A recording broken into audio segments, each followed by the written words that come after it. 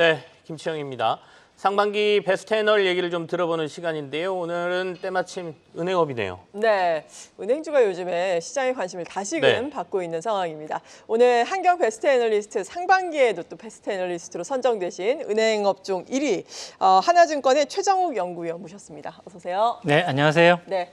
은행업종에 대해서 이야기를 하기 전에 저희가 베스트 애널리스트들 모시면 항상 여쭤보잖아요. 네. 개인 투자자 여러분들께도 투자에 귀감이 될 수 있기 때문인데 이렇게 베스트 애널리스트에 선정되신 비결이 있다면요? 비결이 따로 있지는 않고요. 네. 그 은행이 사실 산업적으로 변화가 빠른 업종은 아니거든요. 그러다 보니까 이제 매주 위클리를 통해 가지고 매주 이제 주간 이슈를 꾸준히 작성하고 있고 네. 이슈 나올 때마다 명확하게 이제 그 투자기를 전달해 드리는 거를 높게 평가받고 있는 것 같습니다. 주말마다 저희가 보고서 작성하는데요. 네. 휴가 중에도 이제 나와서 작성을 하기 때문에 예. 그런 측면에서 성실하다는 얘기 많이 듣고 있습니다. 꾸준한 성실함. 네. 주변에서 별로 안 좋아할 것 같은데요. 휴가 때 나오셔서 일하신다 그러면. 대단하십니다. 자, 은행업 얘기를 좀 해보겠습니다. 네. 최근에 이슈가 좀 많습니다. 그러니까 증권 시장에서는 밸류업에 대한 기대감이 여전한 것 같긴 한데 요즘은 이제 이른바 관치금리라 그래서 금리를 마구 높였다가 또 최근에는 대출 총량제 때문에 대출을 중단한다 이러면서 대출 중단이 이루어지면 이게 은행에 좋은 일이냐 나쁜 일이냐 시장에서들 여러 가불론박이 있는 것 같은데요. 네. 어떻게 보고 계십니까? 일단 가계대출 규제가 나타나면 은행 대출 성장률 둔화가 불가피하기 때문에 사실 이제 주가에 부담으로 작용할 수밖에 없는 그런 상황입니다. 다만 이제 그 주택가격 상승으로 최근에야 이제 가계대출이 많이 늘었지. 원래 연초부터 저희가 올해 가계대출 증가율은 크지 않을 거다라고 봤었고 기업대출 증가율만으로도 전체 총 대출 성장률이 한 4에서 5% 정도는 나올 거라고 봤거든요. 그래서 이제 규제가 발생해서 향후에 가계대출 부분에서 성장이 안 나온다고 하더라도 성장률 둔화에 대한 우려는 이제 크게 하실 필요는 없을 것 같고요.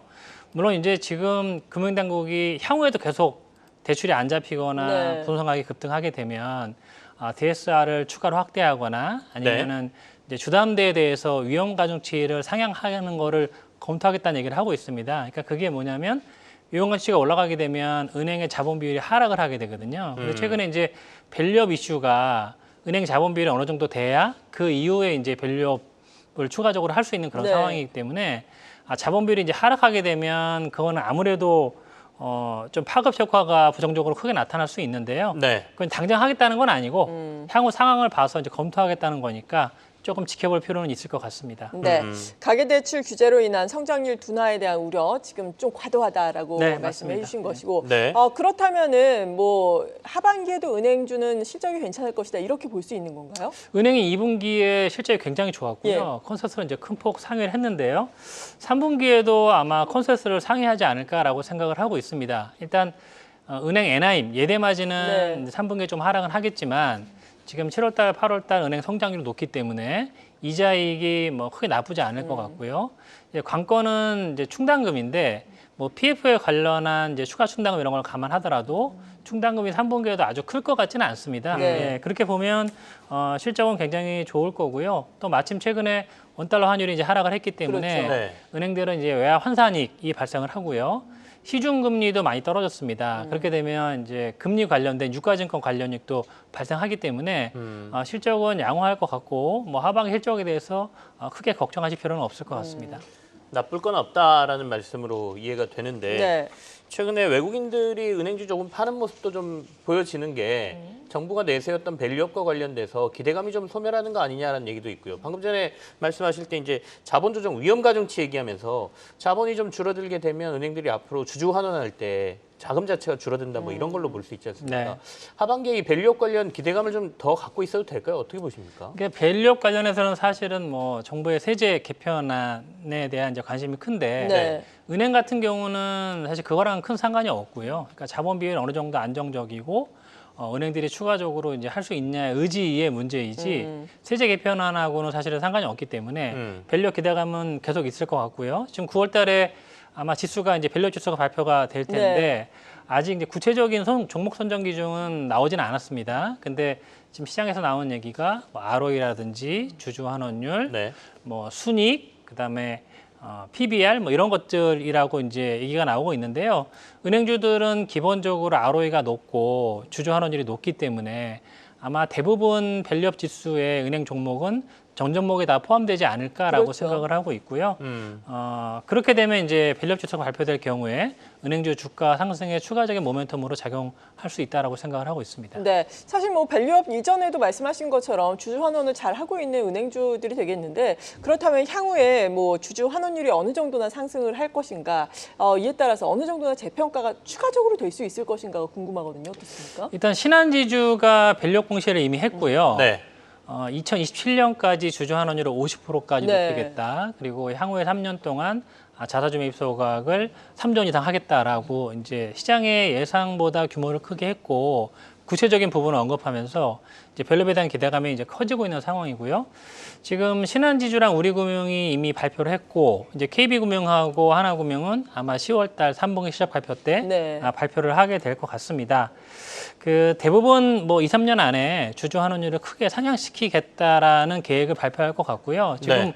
올해 기준으로 많이 하는 은행들이 대략 한 30%대 후반대 정도인데 뭐 내년, 내후년, 뭐 3년 뒤까지 가면 적어도 50% 정도까지는 다 달성하겠다라고 얘기를 할 것 같아요. 근데 지금 은행주가 사실은 최근에 주가가 좀 올랐지만 그렇죠. PBR 기준으로 아직 0.45배밖에 안 되거든요. 원래 ROE가 한 8에서 9% 정도가 나오면 PBR이 한 0.8배 정도 디스카운트 감안해도 0.7배 정도 받는 게 정상인데 사실은 여전히 상당히 할인을 받고 있어요. 네. 그런데 이 주주 환원율이 향후에 2년, 3년 동안에 꾸준히 올라서 50%에 다가갈 수 있다는 게 확신이 된다면 당연히 이제 할인 요인은 해소가 될 거고요. 물론 이제 국내는 특유의 규제 요인들이 조금 있습니다. 네. 그러니까 이제 그런 거를 감안한다고 하더라도 적정 수익성 기준으로 0.8배에서 일정 부분 할인을 한다고 하더라도 한 0.6배 정도까지는 상승할 수 있다라고 보고 있고요. 현재 주가가 한 0.45배 정도니까 한 30% 정도의 업사이드 이상의 업사이드는 충분히 현재로 기준으로도 보실 수 있다라고 생각을 하고 있습니다. 네. 그렇다면 혹시 최선호주는 어떤 걸 꼽고 계세요? 은행주의 이제 밸류업 주도주가 사실 예. KB금융, 네. 신한지주, 하나금융이었고요. KB금융하고 신한지주는 최근 6개월 동안에 한 주가가 20% 정도 상승했는데 KB금융 신한지주하고 근데 이제 하나금융은 주가가 한 뭐 60%밖에 상승을 못했어요. 그러니까 상대적으로 가격 매력이 조금 이제 높게 커져 있는 상황이고요. 게다가 3분기에 원달러 환율이 대략 한 35원 정도 하락을 했는데 환율이 떨어지면 하나금융 같은 경우는 손익이 다른 행보다 조금 더 늘어나는 경향이 있습니다. 이유가 그래서 어디 있나요?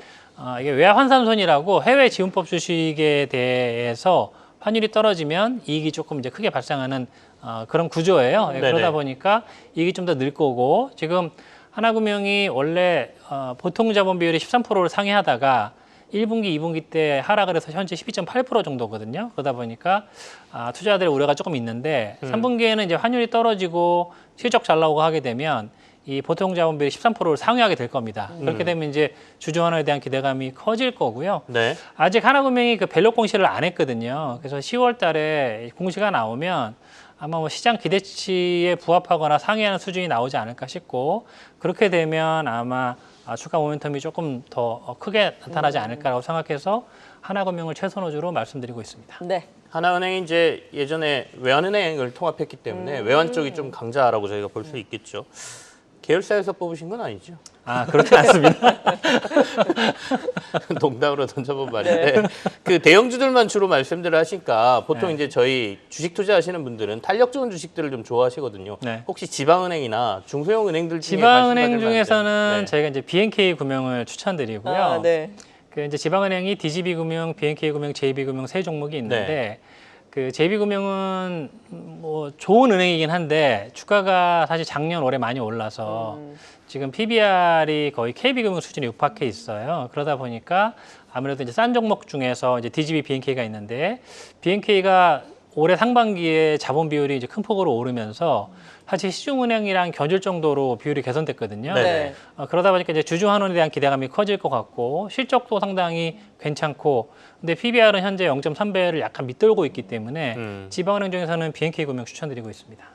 그럼 이제 하반기 저희 전략을 은행주 어떻게 해야 될지가 가장 궁금합니다. 간단하게 제시 좀 해주십시오. 가계대출 규제 때문에 일시적으로 조정을 좀 받고 있고요. 네. 외국인들도 팔고 있는데 아까도 말씀드렸다시피 사실은 우려가 좀 과도한 측면이 있고 밸류 기대감만 훼손되지 않으면 주가는 계속 상승할 수 있지 않을까라고 판단하고 있습니다. 예, 그래서 물론 이제 은행주가 아까 말씀드린 대로 연초 이후에 상승폭이 가장 큰 섹터이긴 하지만 밸류 이벤트가 발생할 때마다 지금 9월 달에 밸류 지수 나온다고 하고 있고 10월 달에 이제 은행들 밸류 분공시하고 뭐 이럴 때마다 주가가 추가로 상승할 가능성이 높기 때문에 조정 때마다 매수 쪽으로 이제 전략을 삼으시기를 권해드리고요. 네. 은행주는 사실 트레이딩을 하는 주식이라기보다는 적어도 연말까지는 지금 사서 꾸준히 그냥 보유하시면 좋은 수익률을 낼 수 있지 않을까라고 생각하고 있습니다. 네, 이렇게 상반기 한경 베스트 애널리스트 은행 부문 1위를 차지하신 하나증권의 최정욱 연구위원 모시고 오늘 도움 말씀 들어봤습니다. 감사합니다. 네, 감사합니다. 계속해서 다양한 경제 이슈를 알고 싶다면 구독과 좋아요, 알림 설정 부탁드립니다. AI 캐스터 권미정이었습니다.